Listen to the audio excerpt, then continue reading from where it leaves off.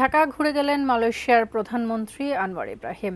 অন্তর্বর্তী সরকারের আমলে প্রথমবারের মতো বাংলাদেশ সফরে এলেন কোনো দেশের সরকার প্রধান।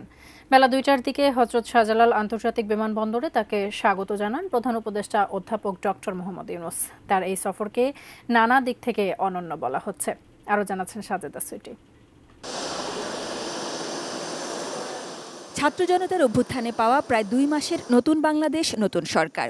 এই সরকারকে বিশ্বের প্রায় সব দেশ সাদরে নিয়েছে, তার মধ্যে প্রথম দেশটি মালয়েশিয়া। তাদের সেই আন্তরিকতার ধারাবাহিকতা আবারও। এই সরকারের সময় প্রথমবারের মতো কোনো দেশের সরকার প্রধান এলেন তিনি মালয়েশিয়ার প্রধানমন্ত্রী আনোয়ার ইব্রাহিম। দীর্ঘ ১১ বছর পর সে দেশের কোনো সরকার প্রধানের বাংলাদেশ সফর এটি।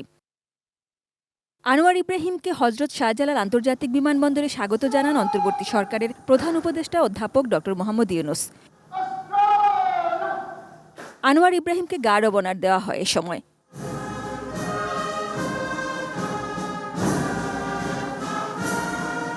দুই পুরনো বন্ধুর অনেক দিন পর ভিন্ন ভূমিকায় দেখা। আনোয়ার ইব্রাহিমকে ঢাকায় স্বাগত জানাতে পেরে উচ্ছ্বসিত ডক্টর ইউনূস মালয়েশিয়া বিশ্ববিদ্যালয় এবং সেখানের নেতাদের সাথে তার দীর্ঘ সম্পর্কে স্মৃতিচারণ করেন।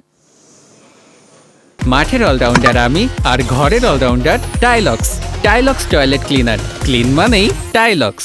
বিমানবন্দরের আনুষ্ঠানিকতা শেষে দুই বন্ধু একই গাড়িতে চড়ে আনুষ্ঠানিক মোটর শোভাযাত্রায় হোটেল ইন্টারকন্টিনেন্টালে আসেন।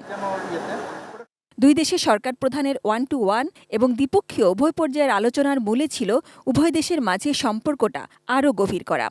We express our firm commitment and determination to work closely to elevate our bilateral relations to a new height, consistent with the new Bangladesh. First, Mama Yunus, I know you for the last 4 decades, I suppose, as a person who has taken that initiative. We must make sure that those in operations are given enough support. রাষ্ট্রীয় কর্মসূচি শেষ করে সন্ধ্যায় মালয়েশিয়ার উদ্দেশ্যে ঢাকা ছাড়েন আনোয়ার ইব্রাহিম।